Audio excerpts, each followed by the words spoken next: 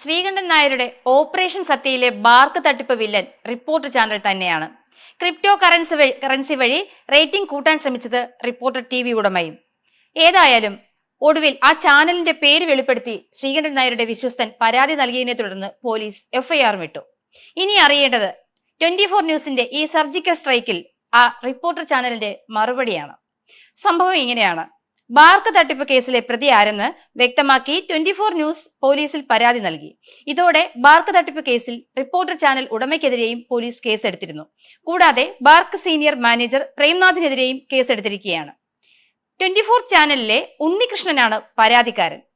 ശ്രീകണ്ഠൻ നായരുടെ അതിവിശ്വസ്തനാണ് ഉണ്ണികൃഷ്ണൻ. നേരത്തെ ബാർക്കിലെ അശാസ്ത്രീയതയും തട്ടിപ്പും ചൂണ്ടിക്കാണിച്ച് മീഡിയ വൺ ബാർക്കിൽ നിന്ന് പിൻവാങ്ങിയിരുന്നു. ഇതിനു പിന്നാലെ നിരവധി പരാതികൾ വന്നതിനെ തുടർന്ന് സംസ്ഥാന പോലീസ് മേധാവി അന്വേഷണം ആരംഭിക്കുകയും അതിനായി സൈബർ പോലീസിനെ ചുമതലപ്പെടുത്തുകയും ചെയ്തു. ഭാരതീയ ന്യായ സംഹിതയിലെ 316(2), 318(4), 336(3), 340(2), 3(5) വകുപ്പുകൾ ചുമത്തിയാണ് കളമശ്ശേരി പോലീസ് കേസെടുത്തത്. റേറ്റിംഗ് ഡാറ്റയിൽ തിരിമറി നടത്തിയെന്നാണ് ആരോപണം.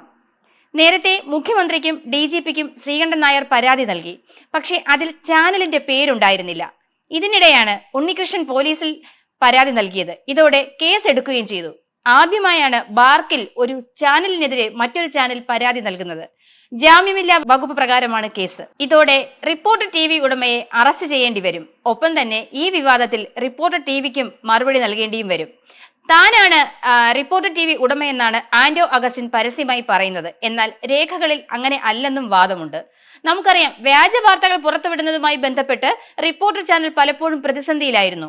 ഇപ്പോൾ റിപ്പോർട്ടർ TVയുടെ ഉടമസ്ഥതയും വ്യാജ പേരിൽ എന്നാണ് കേൾക്കുന്നത്. പാലക്കാട് ഉപതെരഞ്ഞെടുപ്പുമായി ബന്ധപ്പെട്ട് കോൺഗ്രസ് പാർട്ടിക്കെതിരെ വ്യാജ വാർത്ത നൽകിയതിലും 8ഓളം സൈബർ പ്രവർത്തകർക്കെതിരെ കള്ളക്കേസ് നൽകിയതിലും കഴിഞ്ഞ ഒരു വർഷമായി കോൺഗ്രസ് നേതൃത്വം റിപ്പോർട്ടർ ചാനൽ ബഹിഷ്കരിച്ചിരുന്നു.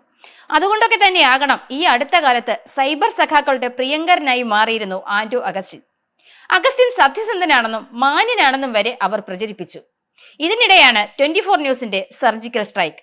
കേരളത്തിലെ ടെലിവിഷൻ റേറ്റിംഗ് തിരിമറി സംബന്ധിച്ച 24ന്റെ വെളിപ്പെടുത്തലിൽ വിശദവും സമയബന്ധിതവുമായ അന്വേഷണം ആവശ്യപ്പെട്ട് രാജ്യത്തെ വാർത്താ ചാനലുകളുടെ സംഘടനയായ ന്യൂസ് ബ്രോഡ്കാസ്റ്റേഴ്സ് ഫെഡറേഷൻ രംഗത്ത് വന്നിരുന്നു. ഓപ്പറേഷൻ സത്യയിലൂടെ 24 പുറത്തു കൊണ്ടുവന്ന വിവരങ്ങൾ ഉത്കണ്ഠാജനകമാണെന്നും NBF വ്യക്തമാക്കി. ബാർക്ക് ഡേറ്റ അട്ടിമറിക്കാൻ കോടികൾ കൈക്കൂലി വാങ്ങുന്ന സംഘത്തിന്റെ വിശദാംശങ്ങൾ 24 പുറത്തുവിട്ടിരുന്നു.